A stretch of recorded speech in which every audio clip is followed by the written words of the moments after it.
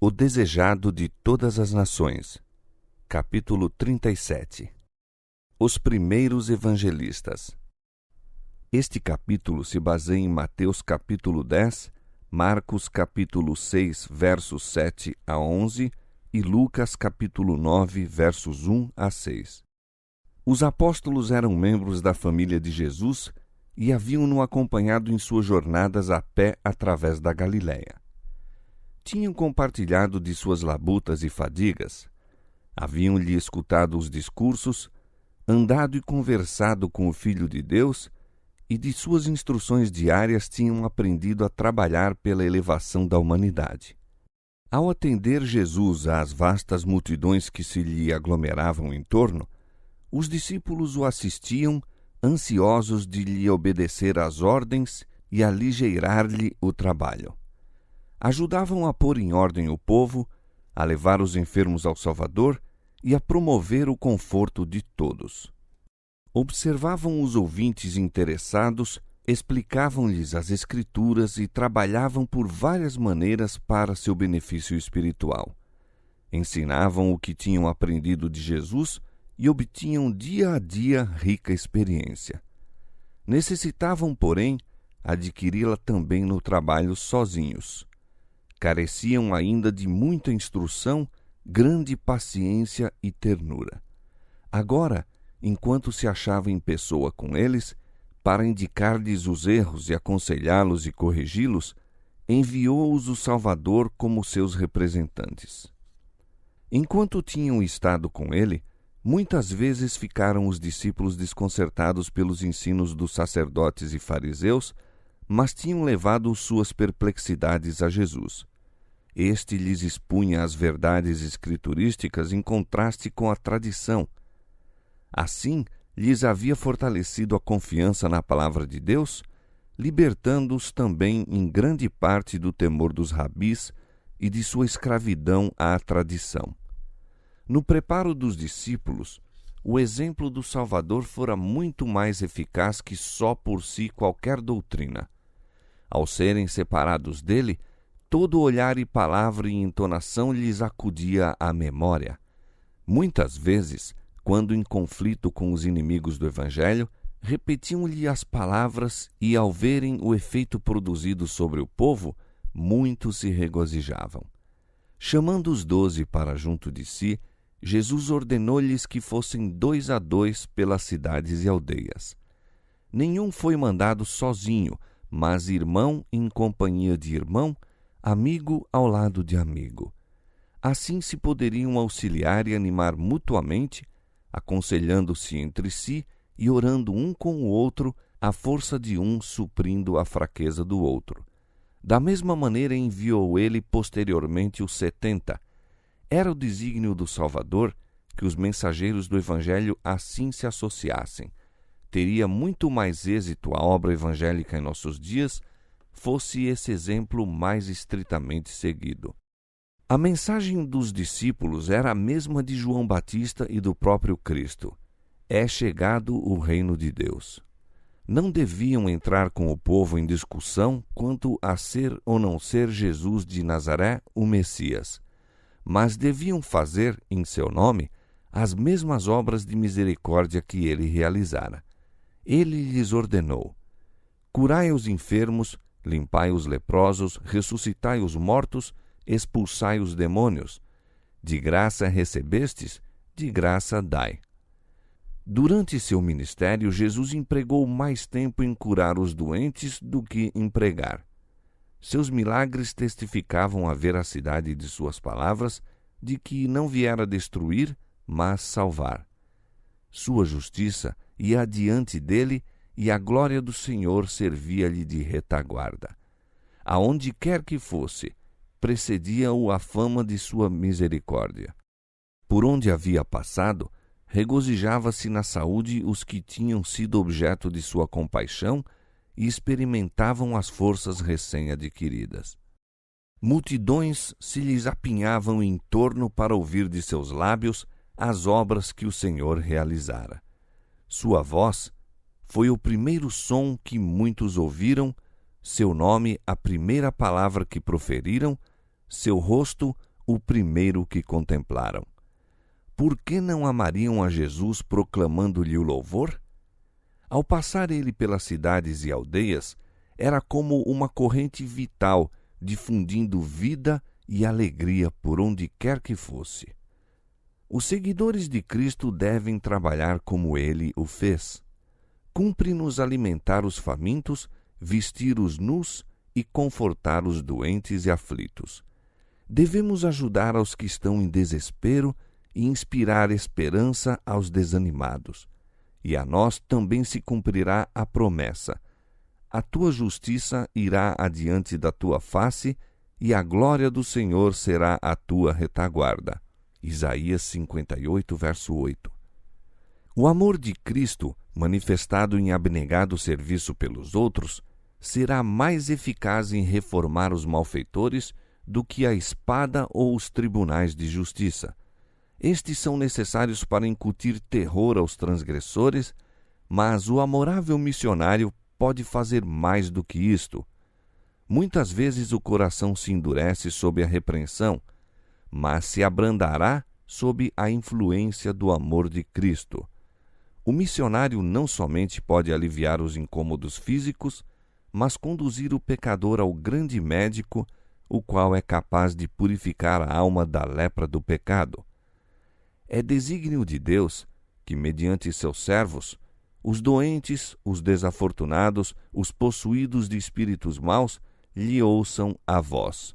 Deseja, mediante seus instrumentos humanos, ser um confortador tal como o mundo não conhece. Em sua primeira viagem missionária, os discípulos deviam ir apenas às ovelhas perdidas da casa de Israel. Houvessem pregado então o evangelho aos gentios ou aos samaritanos, e teriam perdido a influência para com os judeus. Excitando os preconceitos dos fariseus, ter-se-iam envolvido em conflitos que os haveriam desanimado no princípio de seus labores. Mesmo os apóstolos eram tardios em compreender que o evangelho devia ser levado a todas as nações. Enquanto eles próprios não fossem capazes de aprender esta verdade, não se achavam preparados para trabalhar pelos gentios. Se os judeus recebessem o evangelho, Deus intentava fazê-los seus mensageiros aos gentios. Eram, portanto, eles os que primeiro deviam ouvir a mensagem salvadora. Por todo o campo de trabalho de Cristo, havia almas despertas para as próprias necessidades, famintas e sequiosas da verdade. Chegara o tempo de enviar as boas novas de seu amor a esses anelantes corações. A todos esses deviam os discípulos ir como representantes seus. Os crentes seriam assim levados a considerá-los mestres divinamente designados, e quando o Salvador lhes fosse tirado, não seriam deixados sem instrutores. Nessa primeira viagem, os discípulos só deviam ir aos lugares em que Jesus já estivera antes e onde fizera amigos. Seus preparativos de viagem deviam ser os mais simples. Não deviam permitir que coisa alguma lhes distraísse o espírito de sua grande obra, nem de maneira nenhuma excitar a oposição e fechar a porta ao trabalho posterior. Não deviam adotar o vestuário dos mestres religiosos, nem usar no traje coisa alguma que os houvesse de distinguir dos humildes camponeses. Não lhes convinha entrar nas sinagogas e convocar o povo para serviço público. Seu esforço devia se desenvolver no trabalho feito de casa em casa. Não deviam perder tempo em inúteis saudações, nem indo de casa em casa se hospedar, mas convinha que aceitassem em todo lugar a hospitalidade dos que eram dignos, os que os receberiam de coração como hospedando ao próprio Cristo. Cumpria-lhes entrar na morada com a bela saudação: paz seja nesta casa. Lucas capítulo 10, verso 5. Essa casa seria abençoada por suas orações, seus hinos de louvor e o estudo das Escrituras no círculo familiar. Esses discípulos deviam ser arautos da verdade para preparar o caminho ao Mestre. A mensagem que deviam levar era a palavra da vida eterna e o destino dos homens dependia da aceitação ou rejeição da mesma. Para impressionar o povo com sua solenidade, Jesus ordenou aos discípulos: se ninguém vos receber nem escutar as vossas palavras, saindo daquela casa ou cidade, sacudi o pó dos vossos pés. Em verdade vos digo que, no dia do juízo, haverá menos rigor para o país de Sodoma e Gomorra do que para aquela cidade. Então o olhar do Salvador penetra o futuro. Contempla os mais vastos campos em que, depois de sua morte, os discípulos têm de testificar dele. Seu olhar profético abrange a experiência de seus servos através de todos os séculos até que ele venha pela segunda vez. Mostra a seus seguidores o conflito que hão de encontrar. Revela o caráter e plano da batalha. Desenrola perante eles os perigos que terão de enfrentar, a abnegação que lhes será necessária. Deseja que calculem o custo, a fim de não serem tomados de surpresa pelo inimigo. Sua luta não tem de ser travada contra a carne e o sangue, mas contra os principados, contra as potestades, contra os príncipes das trevas deste século, contra as hostes espirituais da maldade nos lugares celestiais. Efésios capítulo 6, verso 12. Têm de contender contra forças sobrenaturais, mas é-lhes assegurado sobrenatural auxílio. Todos os espíritos celestes se acham nesse exército, e mais que anjos estão nas fileiras. O Espírito Santo, o representante do capitão do exército do Senhor, desce para dirigir a batalha. Muitas podem ser nossas fraquezas, pecados e erros graves, mas a graça de Deus é para todos quantos a buscam em contrição. O poder da onipotência acha-se empenhado em favor dos que confiam em Deus.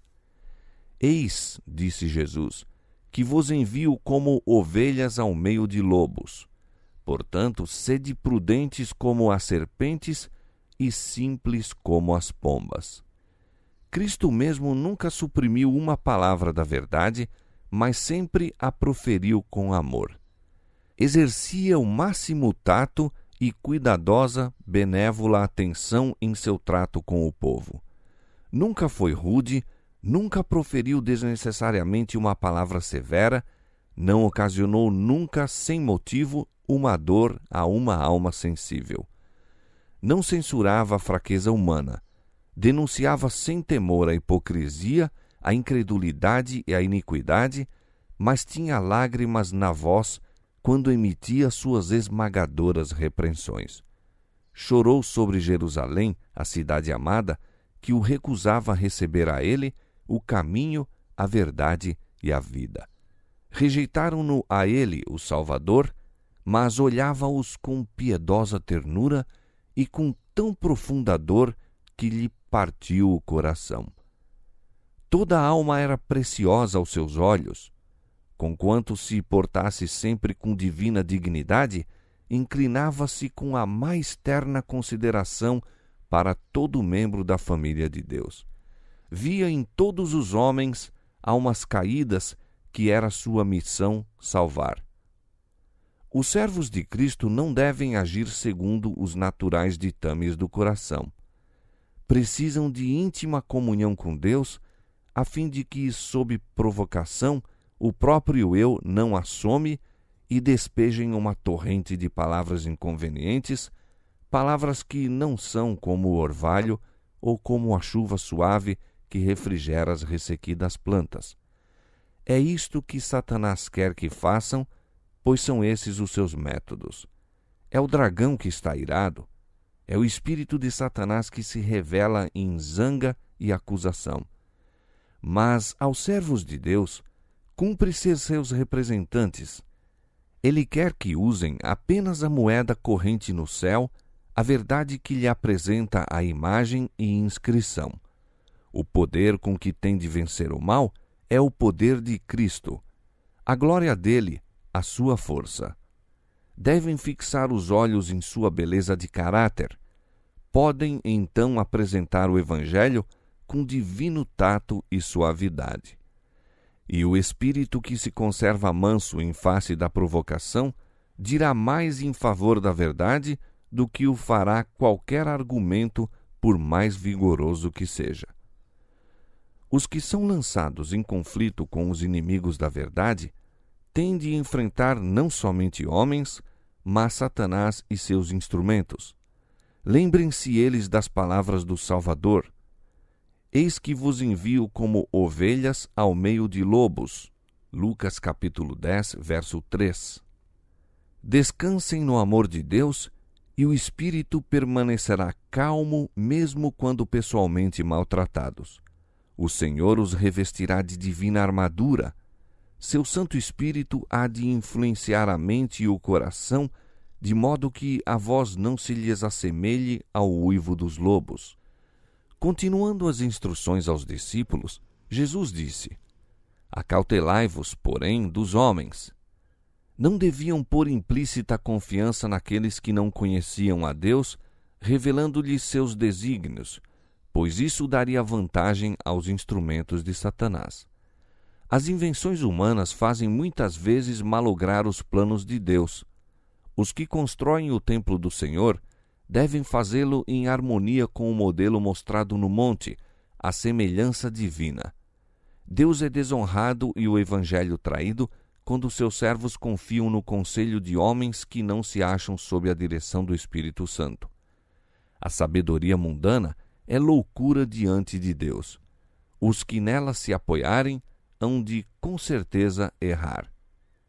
Eles vos entregarão aos sinédrios e sereis até conduzidos à presença dos governadores e dos reis por causa de mim, para lhes servir de testemunho a eles e aos gentios.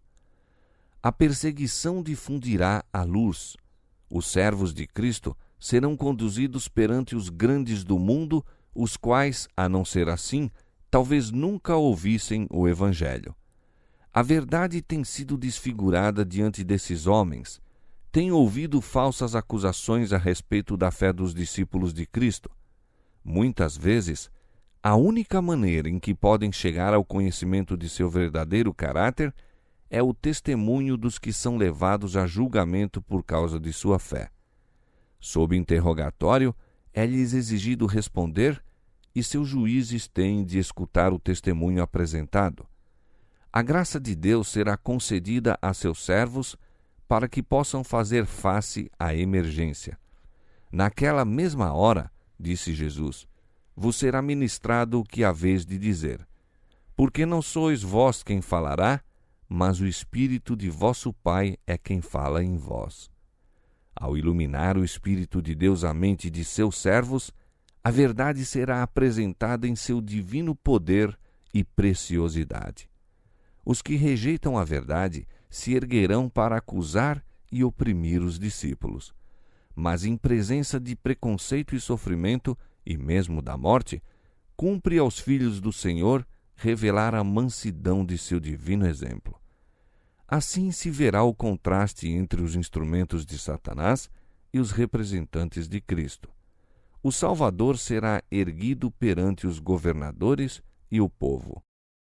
Os discípulos não foram revestidos da coragem e fortaleza dos mártires, senão quando essa graça se tornou necessária. Então se cumpriu a promessa do Salvador. Quando Pedro e João testificaram perante o conselho do Sinédrio, os homens se maravilharam e tinham conhecimento que eles haviam estado com Jesus. Atos 4:13. Acerca de Estevão, acha-se escrito que todos os que estavam assentados no conselho, fixando os olhos nele, viram o seu rosto como o rosto de um anjo. Os homens não podiam resistir à sabedoria e ao espírito com que falava. Atos capítulo 6, versos 15 e 10. E Paulo, escrevendo a respeito de seu próprio julgamento na corte dos Césares, diz: Ninguém me assistiu na minha primeira defesa, antes todos me desampararam, mas o Senhor assistiu-me e fortaleceu-me para que por mim fosse cumprida a pregação e todos os gentios a ouvissem, e fiquei livre da boca do leão. 2 Timóteo 4, 16 e 17. Os servos de Cristo não deviam preparar determinado discurso para apresentar quando levados a juízo. Sua preparação devia ser feita dia a dia, entesourando as preciosas verdades da palavra de Deus e robustecendo a própria fé mediante a oração. Quando levados a julgamento, o Espírito Santo lhes traria à memória as próprias verdades que fossem necessárias. Um diário e sincero esforço para conhecer a Deus e Jesus Cristo, a quem ele enviou, traria poder e eficiência à alma. O conhecimento obtido por meio de diligente exame das Escrituras seria trazido qual relâmpago a iluminar a memória no momento oportuno. Mas se alguém houvesse negligenciado relacionar-se com as palavras de Cristo, se nunca houvesse experimentado o poder da graça na provação, não poderia esperar que o Espírito Santo lhe trouxesse à lembrança as suas palavras. Deviam servir diariamente a Deus com não dividida afeição e então confiar nele.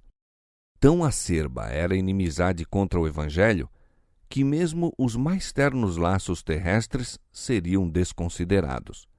Os discípulos de Cristo seriam entregues à morte pelos membros da própria família.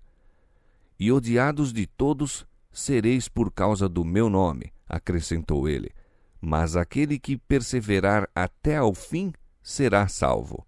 Marcos capítulo 13, verso 13. Advertiu-os, porém, a que não se expusessem desnecessariamente à perseguição. Ele próprio deixou muitas vezes um campo de labor em busca de outro, a fim de escapar dos que lhe procuravam a vida. Quando rejeitado em Nazaré, e seus próprios concidadãos tentavam matá-lo, ele desceu a Cafarnaum, e aí o povo se admirou de seus ensinos, porque a sua palavra era com autoridade. Lucas capítulo 4, verso 32. Assim, seus servos não se deveriam desanimar diante da perseguição, mas procurar um lugar onde pudessem trabalhar ainda pela salvação de almas. O servo não é mais que seu senhor. O príncipe do céu foi chamado Belzebu, e seus discípulos serão da mesma maneira apresentados sob um falso aspecto. Seja qual for o perigo, porém, os seguidores de Cristo devem confessar seus princípios. Devem desdenhar a dissimulação. Não podem permanecer sem se expor até se certificarem de estar a salvo ao confessar a verdade. São colocados como atalaias para advertir os homens contra o perigo em que estão. A verdade recebida de Cristo deve ser comunicada franca e abertamente a todos. Jesus disse: "O que vos digo em trevas, dizei-o em luz, e o que escutais ao ouvido, pregai-o sobre os telhados." O próprio Jesus não comprou nunca a paz mediante transigências. O coração transbordava-lhe de amor por toda a raça humana, mas nunca era condescendente para com seus pecados. Era muito amigo deles para permanecer em silêncio enquanto prosseguiam numa direção que seria a ruína de sua alma, a alma que ele comprara com seu próprio sangue. Trabalhava para que o homem fosse leal para consigo mesmo, leal para com seus mais altos e eternos interesses. Os servos de Cristo são chamados a realizar a mesma obra e devem estar apercebidos para que, buscando evitar desarmonia, não transigam contra a verdade. Devem seguir as coisas que servem para a paz, Romanos 14, 19. Mas a verdadeira paz jamais será obtida com transigência de princípios. E ninguém pode ser fiel aos princípios sem excitar oposição. Um cristianismo espiritual sofrerá oposição da parte dos filhos da desobediência. Mas Jesus recomendou aos discípulos: "Não temais os que matam o corpo e não podem matar a alma." Os que são fiéis a Deus não têm a temer o poder dos homens nem a inimizade de Satanás. Em Cristo lhes está garantida a vida eterna. Seu único temor deve ser atraiçoar a verdade, traindo assim a confiança com que Deus os honrou. É obra de Satanás encher o coração dos homens de dúvida.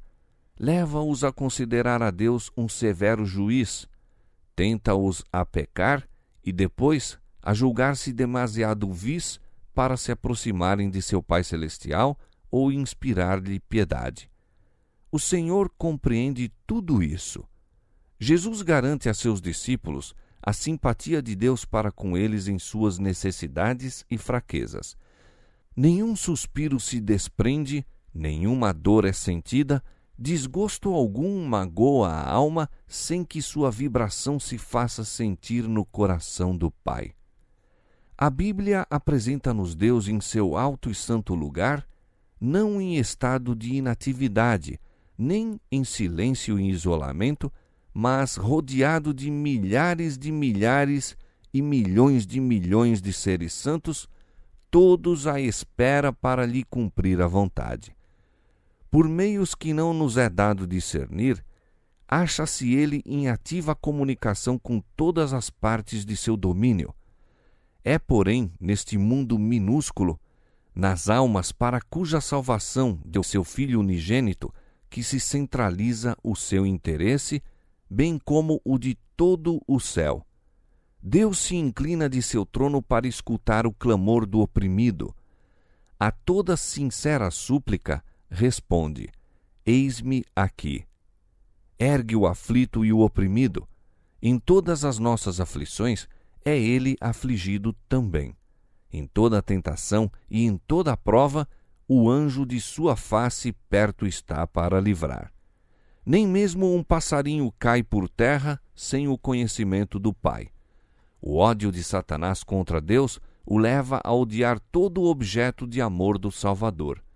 Busca manchar a obra de Deus e deleita-se em destruir até os mudos irracionais.